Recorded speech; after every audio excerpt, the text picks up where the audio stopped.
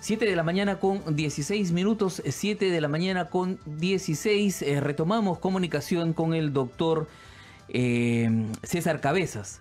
Ahora sí, me parece que ya tenemos comunicación. Doctor, ¿qué tal? ¿Cómo está? Buenos días. ¿Me escucha? Sí, buenos días, lo escucho bien. Ahora sí, doctor. Muchas gracias. Disculpe los problemas que suceden por la tecnología, pero lo importante es que ya tenemos esta comunicación. Doctor Cabezas, cuéntenos, por favor, nos estaba dando a conocer usted qué cosa es lo que tenemos que hacer cuando tenemos a un paciente infectado con dengue.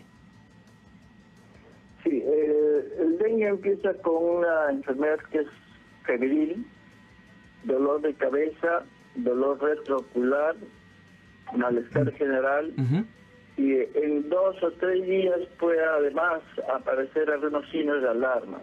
Y entre ellos tenemos vómito persistente, dolor abdominal intenso, puede haber también sangrado por las mucosas, por la nariz, por la boca. No, son pequeños sangrados, pero que son importantes tenerlos en cuenta. Y en niños puede haber irritabilidad o decaimiento muy marcado. Esos signos de alarma significa que la persona puede estar entrando a un shock y requiere atención médica urgente. Y estos pacientes deben acudir inmediatamente a un establecimiento de salud. Entonces, si una persona vive en una zona donde hay mosquitos, estos aedes allí, los transmisores, hay que pensar en esta primera posibilidad que puede ser dengue. Y ahora con las lluvias estamos viendo toda la costa norte y la Amazonía tiene este problema donde el dengue se da con frecuencia, ¿no? En particular Tumbes, Piura, todas estas zonas que hay que estar alerta por eso.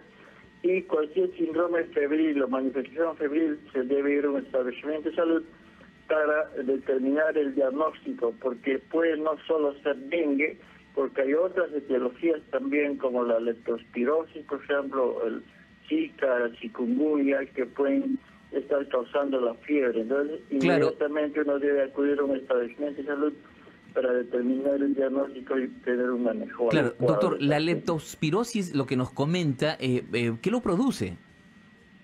La leptospirosis es una bacteria que está en los animales, y entre ellos los perros, las ratas sobre todo, y ahora que hay estos desbordes y a veces se mezclan las conexiones de agua con el desagüe, entonces va a haber una contaminación del agua que corre por las calles. Y si las personas andan descalzas, porque a veces intempestivamente llega este problema, entonces hay que tener el cuidado de no exponerse de esa manera, ¿no? Claro. Porque eso igual va a tener un periodo de incubación y puede aparecer también la fiebre y dar estas manifestaciones que se pueden agregar al color amarillo de los ojos, sangrado también. Eso es lo que le quería comentar. El diagnóstico puede confundirse en este caso, por ejemplo, el dengue, Zika, chikungunya con leptospirosis. Ya nos ha magnificado, nos ha graficado cuál podría ser el inicio de estas infecciones. Ahora, ¿es posible que en nuestros domicilios veamos la forma de combatir la fiebre en principio? O necesariamente, si ya presentamos esta sintomatología que usted nos ha dado a conocer, ¿es urgente que vayamos a una atención médica? Mira, como en cualquier fiebre que hemos tenido de niños o de adultos, no, lo primero que hacemos es recurrir a la receta del abuelo y la familia. Pero en este caso no hay que automedicarse. A veces empiezan a tomar antibióticos, van a las farmacias y compran antibióticos. Eso no es lo adecuado. Lo que se puede hacer es tomar abundante líquido, ¿no? Porque a veces cuando uno está enfermo empieza a sentirse mal, deja de comer, deja de tomar líquidos y eso puede empeorar la situación. Entonces lo primero, abundante líquido, agua, jugos, cualquier líquido que sea agradable.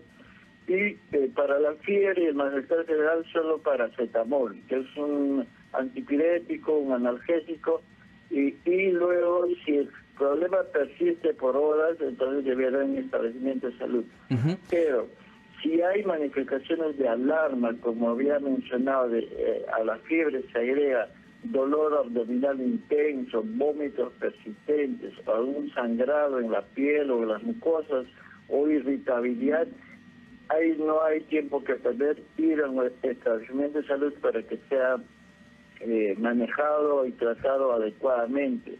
De todas maneras, ahora que está empezando este problema de las fiebres, que nosotros lo llamamos síndrome febril, significa que las fiebres pueden ser causadas por diferentes agentes infecciosos, y mientras no sepamos eso, no vamos a orientar bien el tratamiento ni el control poblacional. Por lo tanto, si hay los primeros casos de fiebre, deben ir a nuestra establecimiento de salud para establecer el diagnóstico. Claro. Y luego ya por nexo epidemiológico se puede asumir que todos los otros casos de fiebre pueden corresponder a dengue, al leptospira, a cualquier etiología que se determine en el establecimiento de salud. Claro, doctor, nos escriben a través de las redes sociales y Lourdes nos escribe desde la ciudad de Trujillo para informarnos además que ya paró la lluvia en la ciudad de Trujillo y nos comenta que le traslademos esta consulta. ¿Qué cuidados debemos tener con los niños y los adultos mayores?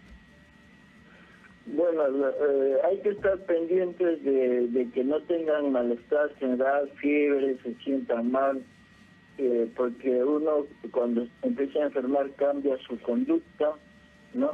Si es muy alegre, está medio deprimido, callado, y después empieza a aparecer el malestar general, la fiebre, el dolor retroocular. Entonces en ellos, si hay fiebre, hay que tener un termómetro para medir esto, y si hay fiebre, administrarle paracetamol solamente y bastante líquidos. Claro. Y si aparecen signos de alarma que he mencionado, deben ir a un establecimiento de salud. Pero tan importante como eso es, ahora que pasa la lluvia, quedan acúmulos de agua en el peridomicilio o dentro de la casa también, porque como se cortan los servicios de agua, empieza la gente a acumular agua dentro de la casa, en baldes, en botellas, en recipientes. Esos deben estar totalmente cubiertos con una tela y una liga alrededor para evitar que los mosquitos pongan sus huevos ahí, se reproduzcan y sea el transmisor del dengue. Claro. Nosotros mismos criamos el dengue en casa si no conocemos eso. Son las larvitas que empiezan a moverse y a partir de huevo hasta que llegue adulto pasa una semana. Y si en los floreros, en los recipientes que hay en la casa se convierten en criaderos, nosotros mismos estamos criando al mosquito, por lo tanto, por lo menos cada semana debemos hacer la limpieza en casa. Entonces, estos acúmulos de agua que se han dado por las lluvias deben ser eliminados para evitar que estos sean criaderos. Claro. Porque las casas o nuestro domicilio se convierte en un hotel 5 estrellas para mosquitos porque tiene agua. Imagínese. Y tiene la sangre disponible de los humanos. Totalmente cómodo. Hay que cortar el ciclo eliminando estos criaderos. Así es, doctor. Usted lo ha graficado totalmente. Un hotel 5 estrellas es lo que encuentra este mosquito Aedes aegypti cuando acumulamos precisamente las aguas o esos recipientes donde es digamos el lugar donde se prolifera, donde se reproduce. ¿Es posible, doctor, que tengamos de repente dificultad respiratoria como parte de la sintomatología de tener dengue, zika o chikungunya?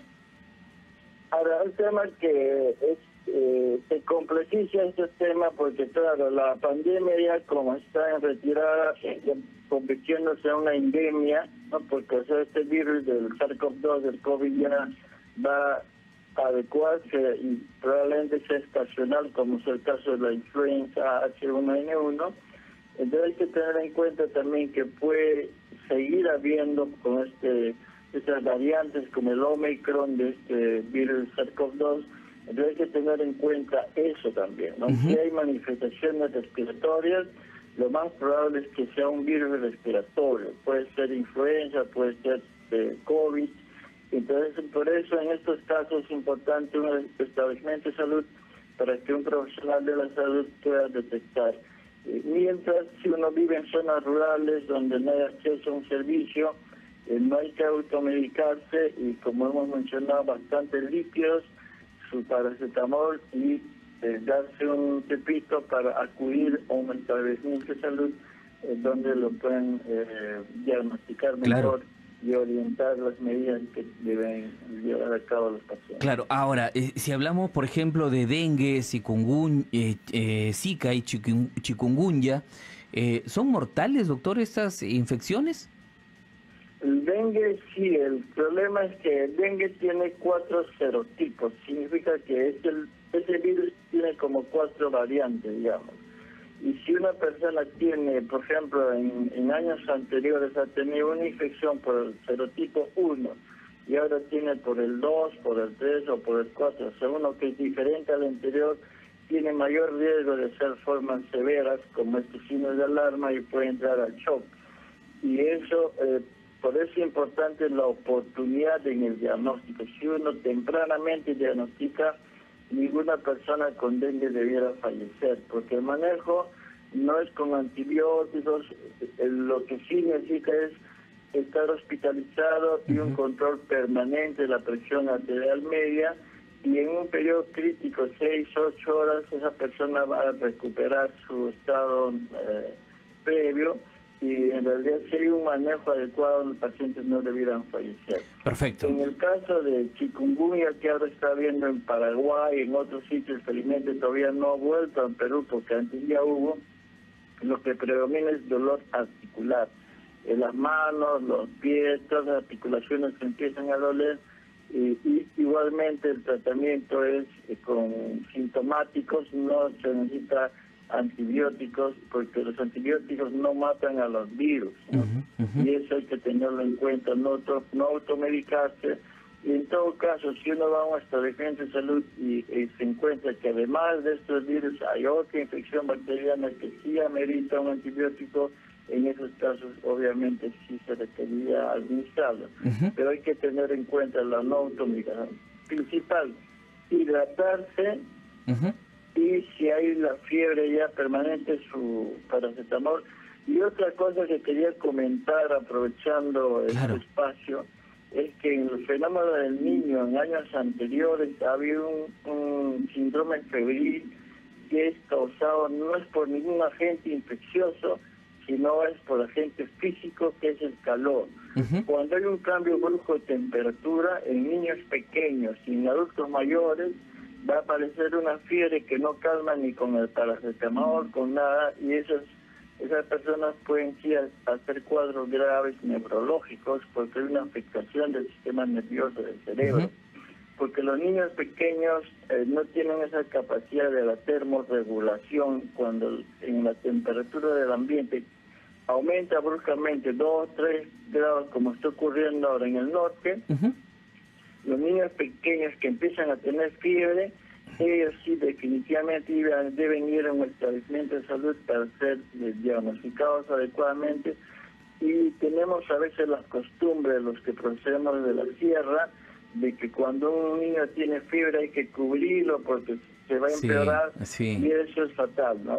Cuando tiene fiebre el niño, peor en épocas de verano, hay que liberarlo totalmente de la ropa, tener una ropa de algodón muy delgada, y hidratarlo, y también bajar la temperatura por medios físicos, no sea con agua un poco helada, para bajar la temperatura, porque a veces el paracetamol y estos antipiréticos no funcionan. Perfecto, doctor César Cabezas, importante su aporte, importante los consejos que nos ha traído el día de hoy.